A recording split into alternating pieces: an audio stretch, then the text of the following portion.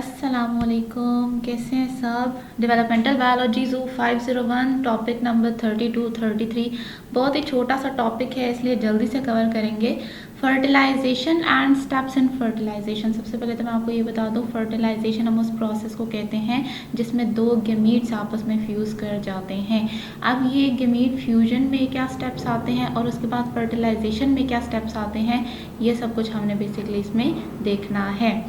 तो फर्टिलाइजेशन की proper definition सबसे पहले स्टार्ट करते हैं। ये एक ऐसा प्रोसेस है जिसमें दो गैमीट्स जो हैं वो आपस में फ्यूज़ करते हैं और एक नया इंडिविजुअल बनाने की जो है ना, उसमें मतलब जितने उसमें जेनेटिक पोटेंशियल्स होते हैं वो दोनों पेरेंट्स से आ जाते हैं, यानी कि मेल पेरेंट से भी और फीमेल पेरेंट से भी।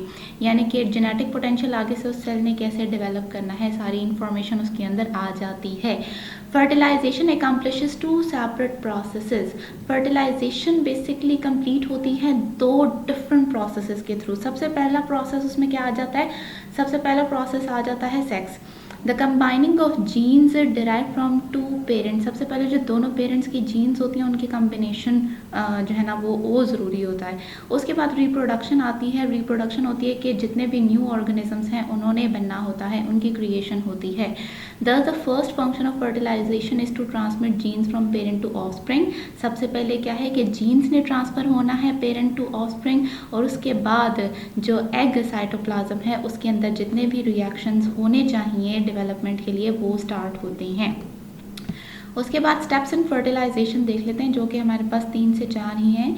Although the details of fertilization vary from species to species. ये एक बात हमने याद रखनी है कि एक स्पीशी की फर्टिलाइजेशन की डिटेल्स जो है ना वो कुछ और हो सकती हैं, दूसरी स्पीशी की कुछ और हो सकती हैं। फॉर एग्जांपल रेप्टाइल्स एक स्पीशी है तो उनकी फर्टिलाइजेशन वगैरह कुछ डिफरेंट होगी, मैमल्स की डिफरेंट होगी।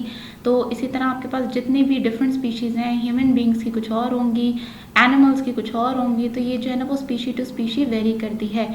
और जो कॉन्सेप्शन है वो तकरीबन 4 मेजर इवेंट्स पे होती है। कॉन्सेप्शन यानी कि फीमेल का कंसीव करना, contact and recognition between sperm and egg. Sperm and egg recognize करें और उनका जो कॉन्टैक्ट डेवलप होना होता है वो ज़रूरी है। In most cases this ensures that sperm and egg are of the same species. ये श्योरिटी, ये जो है ना वो सबसे पहले इस चीज़ को इंश्योर किया जाता है कि दोनों चीज़ें जो है ना वो एक ही स्पीशी की हों। उसके बाद है regulation of sperm entry into the egg. Sperm की एंट्री एग के अंदर ये रेगुलेट होती है प्रॉपरली। एक ही स्पर्म जो है ना वो एग को फर्टिलाइज करता है, सारे नहीं करते, ज़्यादा नहीं करते। एक जब फर्टिलाइजेशन हो जाती है तो उसके बाद भी इस चीज़ को रोका जाता है। तो ये प्रोसेसेस हमारे आगे टॉपिक्स में आएंगे तो हम तभी स्टडी करेंगे। Only one sperm can ultimately fertilize the egg, ये मैंने आपको बता दिया है। Fusion of the genetic material of sperm and egg, जो भी उनका जेनेटिक मटीरियल है उसकी भी फ्यूजन होना।